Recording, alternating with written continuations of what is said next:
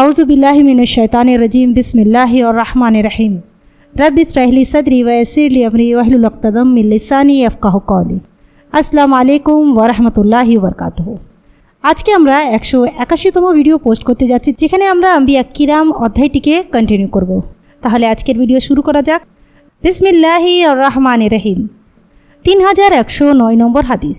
হযরত আবু সাঈদ খুদরি রাদিয়াল্লাহু তাআলা আনহু নবী করিম সাল্লাল্লাহু আলাইহি ওয়াসাল্লাম হতে বর্ণনা করেছেন। তিনি বলেছেন, আল্লাহ তাআলা ডাকবেন, হে আদম। তিনি আওয়াজ করবেন, আমি হাজির আছি, সৌভাগ্যবান হয়েছি এবং সব রকম কল্যাণ আপনার হাতেই নিহিত। আল্লাহ তাআলা আদেশ করবেন, জাহান্নামীদের বের করো।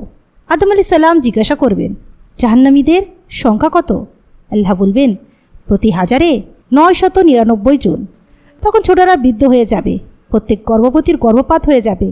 তুমি লোকদেরকে নেশাগ্রস্ত মাতালের ন্যায় প্রত্যক্ষ করবে, অথচ মূলত তারা মাতাল নয়, কিন্তু আল্লাহর আযাবই ভয়ঙ্কর। সাহাবারা আরজ করলেন, হে আল্লাহর রসুল, সে একজন মাত্র, আমাদের মধ্যে কে হবেন? তিনি বললেন, তোমরা আনন্দিত হও, কেননা তোমাদের মধ্যে হতে একজন এবং 1000 হবে ইয়াজুজ মাজুজ। আর তিনি বললেন, যার হাতে আমার জীবন, তার কসম, আমি আশা করি তোমরা সমস্ত জান্নাতবাসীর 4 ভাগের 1 ভাগ হবে। আমরা আল্লাহু আকবার বলে উঠলাম। তিনি আবার বললেন, আমি আশা করি তোমরা সমস্ত জান্নাতবাসীর 1/3 হবে। এটি শুনে আমরা পুনরায় আল্লাহু আকবার বলে উঠলাম। নবী করিম সাল্লাল্লাহু আলাইহি সাল্লাম আবার বললেন, আমি আশা করি সমস্ত জান্নাতবাসীর তোমরাই হবে অর্ধ অংশক। আমরা এবারও আল্লাহু আকবার বলে উঠলাম। তারপর তিনি বললেন, তোমরা তো অন্যান্য লোকদের মোকাবেলায় এরূপ, যেরূপ সাদা ষাঁড়ের গায়ে কয়েকটি কালো পশম বা কালো ষাঁড়ের গায়ে কয়েকটি সাদা পশম। 3110 নম্বর হাদিস। হযরত ইবনে আব্বাস রাদিয়াল্লাহু তাআলা আনহু থেকে বর্ণিত, নবী করিম সাল্লাল্লাহু আলাইহি ওয়াসাল্লাম বলেছেন, নিশ্চয় তোমাদেরকে হাশরের ময়দানে খালি পা, উলঙ্গ দেহ এবং খাতনাবিহীন অবস্থায় হাজির করা হবে। তারপর তিনি এই আয়াতটির তিলাওয়াত করলেন, আমি প্রথমে যেভাবে সৃষ্টি করেছিলাম সেইভাবে পুনরায় সৃষ্টি করব। এটি আমার সুদীর প্রতিশ্রুতি, এর বাস্তবায়ন আমার উপর অপরিহার্য, আমি তা করবই। আর রোজ কিয়ামতে সর্বপ্রথম যাকে কাপড় পরানো হবে তিনি ইব্রাহিম আলাইহিস সালাম। আর সেদিন আমার কয়েকজন সাহাবীকে ধরে বাম দিকে নিয়ে যাওয়া হবে। তখন আমি বলবো, হে আমার রব, এরা তো আমার সাহাবী। তখন আল্লাহ বলবেন, যখন আপনি এদের নিকট হতে চিরবিদায় নিয়ে গেলেন, তখন এরা এদের পূর্ব ধর্মমতে প্রত্যাবর্তন করেছিল। তখন আমি বলবো, হে আল্লাহ, আমি যতদিন তাদের মধ্যে ছিলাম ততদিন আমি তাদের অবস্থার পর্যবেক্ষণকারী ছিলাম। যখন আপনি আমাকে তুলে নিলেন, তখন আপনি ছিলেন তাদের অবস্থা পর্যবেক্ষণকারী। আপনি তো সকল কিছুর উপর প্রত্যক্ষদর্শী। যদি আপনি তাদেরকে শাস্তি দেন, এরা আপনারই গোলাম বা বান্দা, আর যদি তাদেরকে ক্ষমা করেন, তাও করতে পারেন, কারণ আপনি অশেষ ক্ষমতাবান এবং মহাপ্রজ্ঞাময় অধিকারী। 3111 নম্বর হাদিস। হযরত আবু হুরায়রা রাদিয়াল্লাহু তাআলা আনহু থেকে বর্ণিত, নবী করিম সাল্লাল্লাহু আলাইহি ওয়াসাল্লাম বলেছেন, ইব্রাহিম আলাইহিস সালাম রোজ কিয়ামতে তার পিতা আজরের দেখা পাবেন। তখন আজরের চেহারা কালিমাযুক্ত ও ধুলিবালি ধূসরিত থাকবে। ইব্রাহিম আলাইহিস সালাম তাকে বলবেন, আমি কি আপনাকে দুনিয়ায় বলিনি যে আমার নাফরমানি করবেন না? তখন তার পিতা বলবো, আমি আজ আর তোমার কথা অমান্য করব না। অতঃপর ইব্রাহিম আলাইহিস সালাম আল্লাহর নিকট আবেদন করবেন, হে রব, আপনি আমার সঙ্গে ওয়াদা করেছিলেন যে হাসরার দিন আপনি আমাকে লজ্জা দিবেন না। আপনার রহমত হতে বঞ্চিত আমার পিতার অপমানের চেয়ে অধিক অপমান আমার জন্য আর কি হতে পারে? আল্লাহ তখন বলবেন, আমি চিরদিনের জন্য কাফেরদের প্রতি জান্নাত হারাম করে দিয়েছি। আবার বলা হবে, হে ইব্রাহিম, তোমার পায়ের নিচে দেখো। তখন ইব্রাহিম আলাইহিস সালাম নিজের পায়ের দিকে তাকিয়ে দেখতে পাবেন, সেখানে তার পিতার স্থানে সারা দেহ ঘৃণ্য রক্তমাখা একটি মৃতভোজী জানোয়ার পড়ে আছে। তার 4 পা বেঁধে জাহান্নামে নিক্ষেপ করা হবে। 2112 নম্বর হাদিস। হযরত ইবনে আব্বাস রাদিয়াল্লাহু তাআলা আনহু থেকে বর্ণিত, তিনি বলেন, নবী করিম সাল্লাল্লাহু আলাইহি সাল্লাম কাবা গৃহে প্রবেশ করলেন এবং তাতে ইব্রাহিম ও মারিয়াম আলাইহিস সালামের চিত্র দেখতে পেলেন। তখন বললেন, কুরাইশদের কি হলো? অথচ তারা তো শুনতে পেয়েছে যে যে ঘরে কোনো প্রাণীর চিত্র থাকবে সে ঘরে ফেরেশতা প্রবেশ করে না। এটি ইব্রাহিমের ছবি বানানো হয়েছে, তাও আবার তিনি ভাগ্যের বান নিক্ষেপরত অবস্থায়, অথচ তিনি এ থেকে পবিত্র। 2313 নম্বর হাদিস। হযরত ইবনে আব্বাস রাদিয়াল্লাহু তাআলা আনহু থেকে বর্ণিত, যখন নবী করিম সাল্লাল্লাহু আলাইহি সাল্লাম কাবা গৃহের ছবিসমূহ প্রত্যক্ষ করলেন, তখন যে পর্যন্ত তার নির্দেশে তা মিটিয়ে ফেলা না হলো, সে পর্যন্ত তিনি তাতে ঢুকলেন না। তিনি দেখতে পেলেন ইব্রাহিম আলী সালাম ও ইসমাইল আলী সালামের হাতে ভাগ্য নির্ধারণের তীর। তারপর নবী করিম সাল্লাল্লাহু আলাইহি সাল্লাম বললেন, কুরাইশদের উপর আল্লাহর লানত বর্ষণ করুন। আল্লাহর শপথ, তারা দুজন কখনো ভাগ্য নির্ধারণের তীর নিক্ষেপ করেননি। 2114 নম্বর হাদিস। আবু হুরায়রা রাদিয়াল্লাহু তাআলা আনহু থেকে বর্ণিত, তিনি বলেন, একদা রাসূলুল্লাহ সাল্লাল্লাহু আলাইহি সাল্লামকে বলা হলো, হে আল্লাহর রসুল, মানুষের মধ্যে সর্বাপেক্ষা সম্মানিত কে? তিনি বললেন, যে সর্বাধিক পরহেজগার। লোকেরা বলল, আমরা তো এই ব্যাপারে আপনাকে জিজ্ঞেস করিনি। তিনি বললেন, তবে আল্লাহর নবী ইউসুফ ইবনে আল্লাহর নবী ইয়াকুব ইবনে আল্লাহর নবী ইসহাক ইবনে আল্লাহর নবী ইব্রাহিম খলিলুল্লাহ। তারা বলল, আমরা এই সম্বন্ধেও আপনাকে প্রশ্ন করিনি।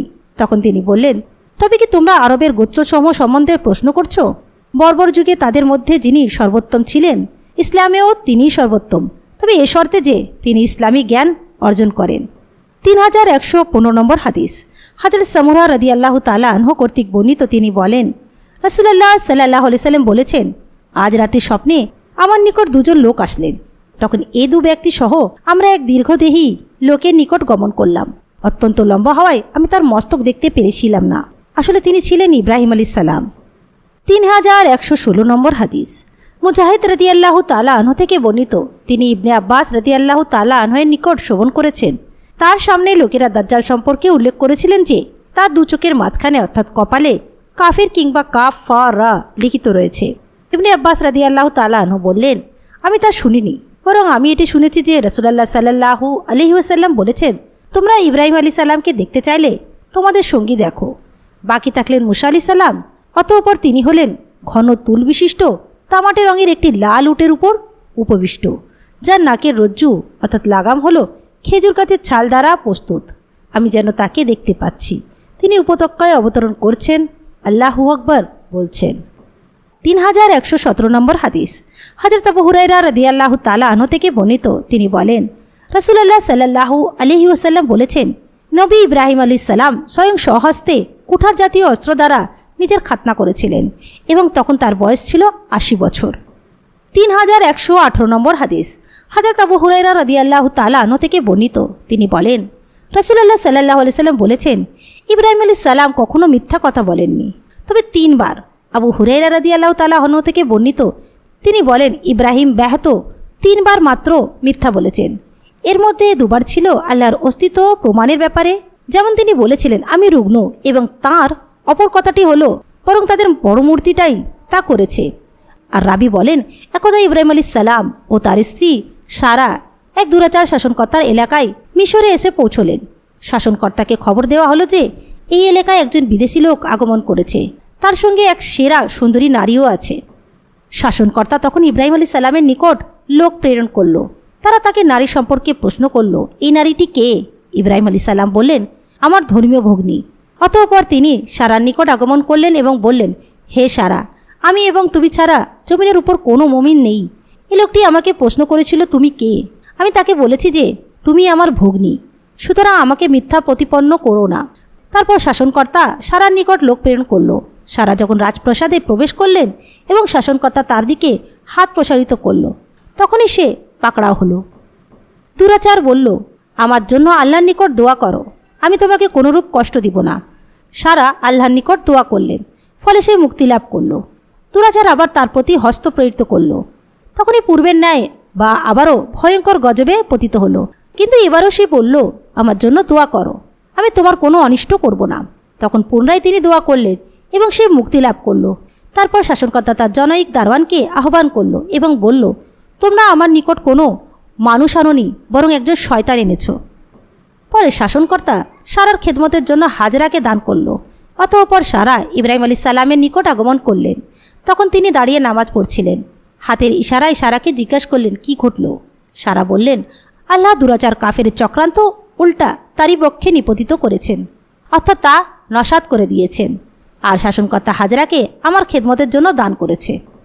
3119 নম্বর হাদিস। হযরত উম্মে শরীক রাদিয়াল্লাহু তাআলা আনহু থেকে বর্ণিত, রাসূলুল্লাহ সাল্লাল্লাহু আলাইহি সাল্লাম গিরগিটি অর্থাৎ রক্তচোষা মারতে নির্দেশ দিয়েছেন এবং তিনি বলেছেন, যে অগ্নিকুণ্ডে ইব্রাহিম আলাইহিস সালাম নিক্ষিপ্ত হয়েছিলেন তাতে গিরগিটি ফু দিয়েছিল। 3120 নম্বর হাদিস। হযরত আব্দুল্লাহ রাদিয়াল্লাহু তাআলা আনহু থেকে বর্ণিত, তিনি বলেন, যখনই এই আয়াতটি অর্থাৎ যারা ঈমান এনেছে এবং তারা তাদের ঈমানকে জুলুমের সঙ্গে মিশ্রিত করেনি অর্থাৎ কুফরি করেনি অবতীর্ণ হলো, তখন আমরা বললাম, হে আল্লাহর রসুল, আমাদের মধ্যে এমন কে আছে যে নিজের উপর জুলুম করেনি? তিনি বললেন, তোমরা যেরূপ বলেছ ব্যাপারটি তা নয়, বরং এই জুলুমের অর্থ শিরক। তোমরা কি লোকমানের কথা শোনোনি? তিনি তার ছেলেকে বলেছেন, হে আমার পুত্র, আল্লাহর সাথে কোনোরূপ শিরক করো না, নিশ্চয় শিরক এক বিরাট জুলুম। 3121 নম্বর হাদিস। হযরত আবু হুরায়রা রাদিয়াল্লাহু তাআলা আনহু থেকে বর্ণিত, তিনি বলেন, একদিন নবী করিম সাল্লাল্লাহু আলাইহি সাল্লামের সম্মুখে গোশত পেশ করা হলো। তখন তিনি বললেন, নিশ্চয়ই আল্লাহ কিয়ামতের দিন পূর্ব ও পরবর্তী সকলকে এক সমতল ভূমিতে সমবেত করবেন। আহ্বানকারী তাদের সকলকে শোনাতে পারবে এবং দর্শকের দৃষ্টিও সকলের উপর পড়বে, আর সূর্য তাদের অত্যন্ত নিকটবর্তী হবে। তারপর তিনি সুপারিশের হাদিসটি বর্ণনা করলেন যে সবশেষে সমস্ত মানুষ ইব্রাহিম আলাইহিস সালামের নিকট আগমন করবে এবং বলবে, দুনিয়ায় আপনি আল্লাহর নবী ও তার খলিল অর্থাৎ দোস্ত ছিলেন, আপনি আমাদের জন্য আপনার রবের সমীপে সুপারিশ করুন। তখন তিনি তার মিথ্যা কথাগুলোর উল্লেখ করে বলবেন, নফসি, তোমরা মূসার নিকট গমন করো। এরূপ হাদিস আনাস রাদিয়াল্লাহু তাআলা আনহু নবী করিম সাল্লাল্লাহু আলাইহি সাল্লাম থেকেই বর্ণনা করেছেন। 3122 নম্বর হাদিস। হযরত ইবনে আব্বাস রাদিয়াল্লাহু তাআলা আনহু থেকে বর্ণিত, নবী করিম সাল্লাল্লাহু আলাইহি সাল্লাম বলেছেন, ইসমাইলের মাতা হাজরারের উপর আল্লাহর রহম করুন। তিনি তাড়াতাড়ি না করলে জমজম অবশ্যই কূপ না হয়ে প্রবাহমান ঝর্ণায় পরিণত হতো। তো আজকে আমরা 180তম ভিডিও পোস্ট করলাম, যেখানে আমরা আম্বিয়া কিরাম অধ্যায়টিকে কন্টিনিউ করছিলাম। ইনশাআল্লাহ নেক্সট ভিডিওতে আমরা এই অধ্যায়টিকে কন্টিনিউ করব। ইনশাআল্লাহ নেক্সট ভিডিওতে আপনাদের সঙ্গে আবার দেখা হবে। আসসালামু আলাইকুম ওয়া রাহমাতুল্লাহি ওয়া বারাকাতুহু।